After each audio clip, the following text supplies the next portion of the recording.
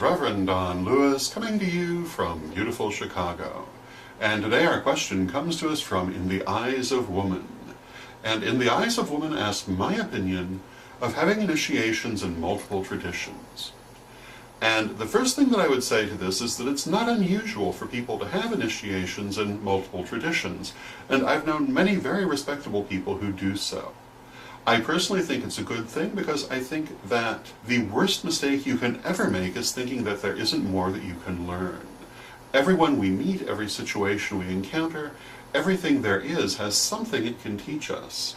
And a person who has multiple initiations is a person who has remembered that at no point do they ever know everything, and there's always something else to learn. The different traditions have different approaches to many different aspects of the religion, many different aspects of spirituality. Some of them are drastically different, and all of them really are worth hearing and worth learning. So I certainly think it's a good thing. I also must point out that people don't always even have a choice about this.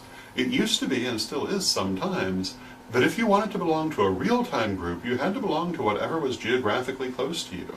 And if you happened to move, the next group that you found might come from a very different tradition, and you would have no choice but to pursue an initiation with that different tradition because the one you'd already studied in was not in the area.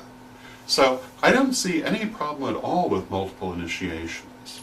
I often have occasion to praise my primary teacher, Lady Crystal, and one of the reasons that I most often praise her is that when I achieved my 3rd degree, her primary advice to me was to remember that it was not a completion but a beginning, and that the journey of knowledge is always ongoing, and it is a very broad road.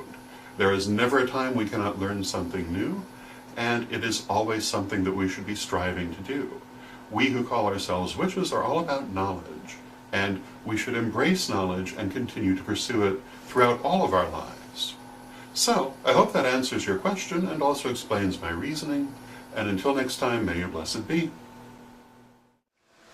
Hello, this is Reverend Don Lewis coming to you from beautiful Chicago.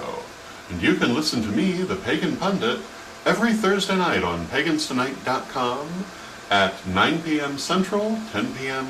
Eastern, when we talk about the witchness of the why, the nature of God, the universe, and everything, and pretty much anything you want to talk about because we're driven by listeners' questions.